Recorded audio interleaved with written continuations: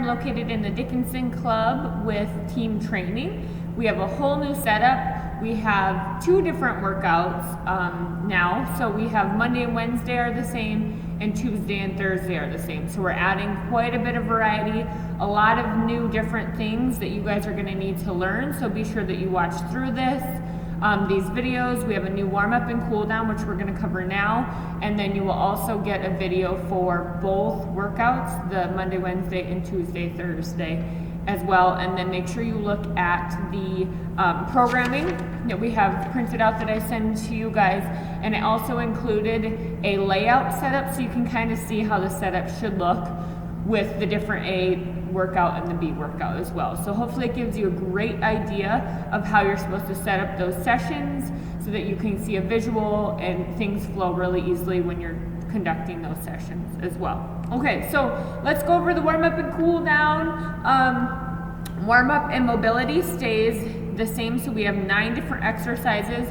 It is that way because we're trying to get the heart rate up. So ideally, when we warm up the body, we want 10 to 15 minutes of warm up before we hit it hard. So just for our time crunch, we're gonna shoot for 9 minutes. However, we do wanna coach people to get that heart rate up, hit the form, but also add a little bit of intensity as well. This isn't something that's like a super huge stretch and we're supposed to really be feeling it, taking our time. We do want to start to increase the heart rate, get those muscles nice and warm so that we can add load and other intensities throughout the workout. So make sure that you're cueing people, great form always, but we're trying to get that heart rate up. And then the cool down is actually, I cut it down to 6 minutes, so there's 6 different exercises.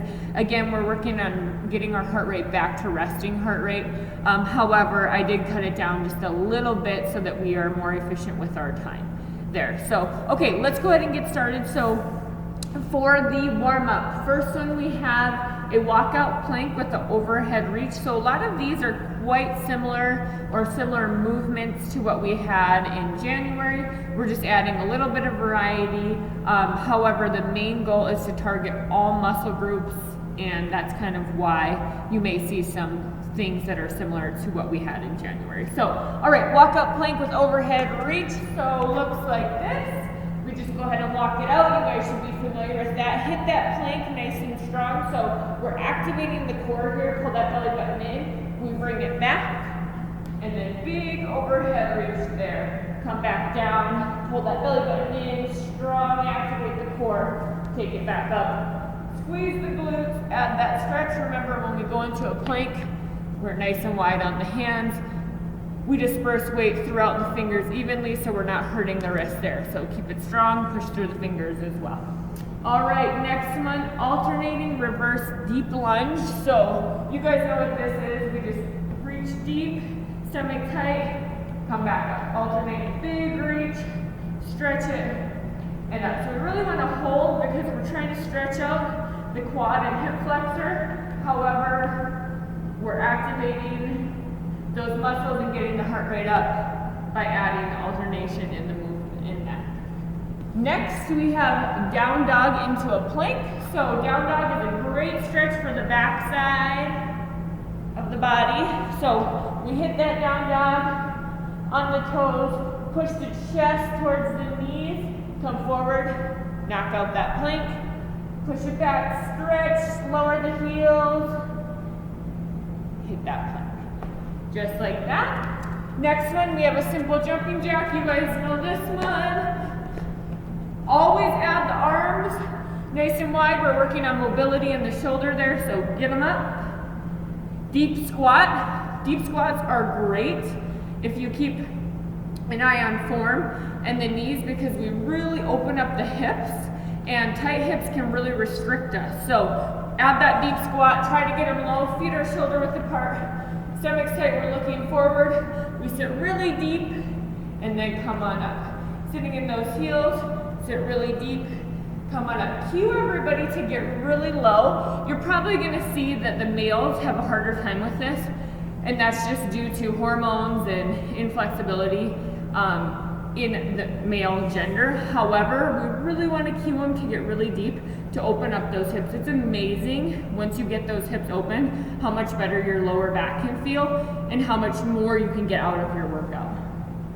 All right, jack squats. So we're just adding a squat into our jumping jacks. So we go down, up, down, up, down, up. Using those arms, adding the mobility.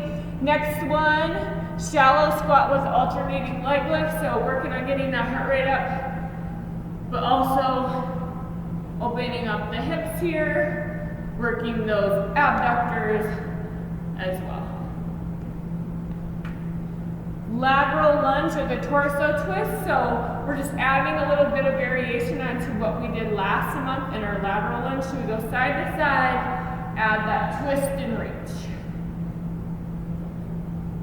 Okay, so we want to be reaching with both hands, pushing forward, reaching back, opening up the chest and side body as well. And last one, lateral hop. So this is side to side. We're going to alternate here. Get that heart rate nice and high. All right, so that's our warm up. Remember on that one as well, if someone cannot do that, we'll just do a step. All right, so cool down. First one in the cool down, we're gonna march in place. We wanna drive those knees nice and high. Work on getting those hip flexors, glutes, everything that surrounds the pelvis loosened up. You can add a knee hug if you want to, but we wanna keep it fairly quick. All right, overhead stretch with the toe touch. Big reach, and bring it down. Big reach, and bring it down. Alternating quad stretch. So core is tight, so that we can work on balance. When we're working on balance and stability, we always want to cue people to have a focal point. So stare at one spot, probably on the floor, a couple feet in front of you. That's going to help with balance as well. Feeling that in the hip flexors, quads. Keep the chest up that whole time. Down dog, and then we're going to walk the dog. So we know what downward dog is now, right? We're hitting that V, pushing the chest to the knees, belly buttons in, slight bend in the elbows, lowering those heels.